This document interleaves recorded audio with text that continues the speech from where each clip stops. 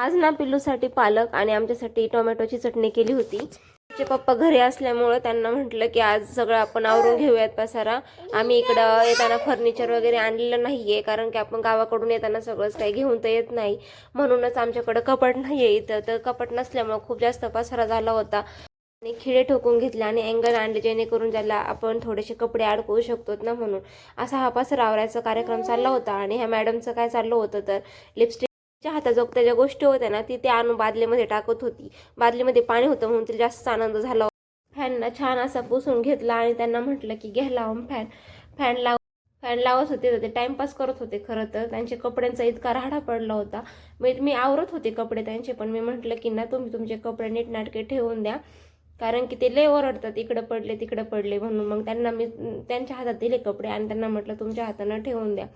मग ते लावत होते। खरं तर संसार दोघांचा असतो म्हणून तो दोघांनी पण सजवायचा असतो, म्हणूनच त्यांनी ते पण मला हेल्प करत होते। पिल्लूचे पप्पा घरी असतील ना तर पिल्लूचं एकच काम असतं, फक्त त्यांच्या मागे मागे मागे मागे फिरायचं। पिल्लूला वाटत होतं आज हे काय करतायत, एवढा राडा का काढला यांनी, माझ्याकडे लक्ष द्यायचं सोडून हे काय करताय ते। पण ती तिच्या पप्पांना सोडतच नव्हती, त्यांच्याच मागे मागे पळत होती आणि ती पण आम्हाला काम आवरू लागत होती। ती काय ते लिपस्टिक पडली तर लगेच येते घ्यायला, उचलली, लावली तोंडाला सगळी।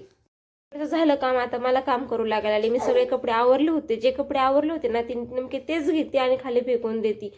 पण ना माझ्याकडे बघू बघू तसं करते बरं का, म्हणजे बघते की मम्मा काय बोलते काय नाही। इतकं क्यूट एक्सप्रेशन देते, इतकं क्यूट हसते की तिला काही म्हणू पण वाटत नाही। इकडचं राहडं आवरायचं काम चालू होतं तोपर्यंत तिच्या पप्पांनी इकडे झोळी बांधून घेतली। म्हणले तुमचं कधी आवरते काय माहिती, मी झोळी बांधतो माझ्या पिल्ल्यासाठी।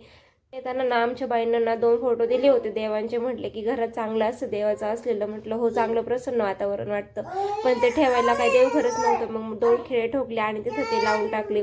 तोपर्यंत हिला आला तिच्या दादाचा फोन, ओम दादाचा, आणि कानाला कसा लावला, कानाचे पण मागे फोन घेते आणि बोलत बसते फोनवरती किती वेळ।